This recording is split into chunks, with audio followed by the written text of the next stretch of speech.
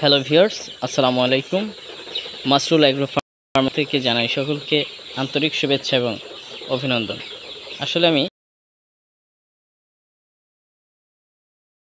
কারণ হচ্ছে আমি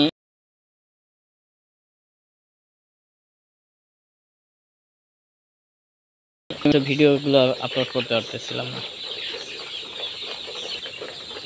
তো এখন আশা করছি যে নিয়মিত ইনশাল্লাহ আবারও আগের মতো ভিডিও পেয়ে যাবেন। আজকে কথা বলবো, এই আমার মুরগির বয়সটা হচ্ছে আপনার প্রায় 25 দিনের মতো হবে, কক মুরগি। তো আর কিছুদিনের ভিতরে আমার এই মুরগিটা রেডি হয়ে যাবে বাজারে। আর ইনশাল্লাহ এখন বাজারের পরিস্থিতি মোটামুটি অনেক ভালোই আছে। তো এইরকমের যদি থাকে ইনশাল্লাহ কিছু হলেও আমার লাভ হবে। আর একটা ব্যাপার, এই মুরগিটায় একটু সমস্যা হয়ে গিয়েছিলো আমার।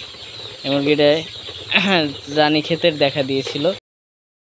আমার এইখানে 50 মুরগি মারা গেছিল। এখনও কিন্তু মুরগি দু একটা ঝিমঝিম ভাব আছে, এই যে দেখতে পারতেছেন ভিডিওতে, দু একটা মুরগি এখনও ঝিমঝিম আছে।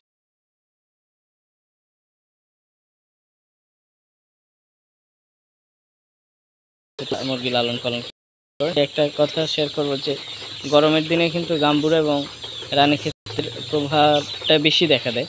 কারণ হচ্ছে প্রচণ্ড শরীরে ঠান্ডা জমে যায়। হ্যাঁ, ওদের শরীরে তো অনেক লোম থাকে, আর এই লোম থাকার কারণে ওদের ওই আপনার ঘামটা বসে যায়, ওই থেকে ঠান্ডা থেকে আস্তে আস্তে আস্তে আস্তে বিভিন্ন রোগের কারণ হয়ে দাঁড়ায়। আরে প্রচণ্ড গরম ছিল, গরম থাকার কারণে অনেক মুরগি এভাবেই মারা গেছে।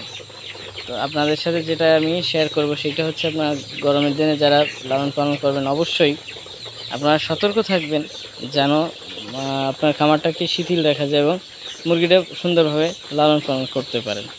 এই ব্যাপারটা আপনারা অবশ্যই করবেন।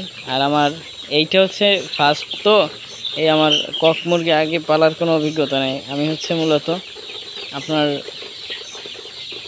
পোলট্রি মুরগি লালন পালন করি, ঠিক আছে। এইটা হচ্ছে আমার দ্বিতীয়, এই জন্য আমার অতটা অভিজ্ঞতা নাই।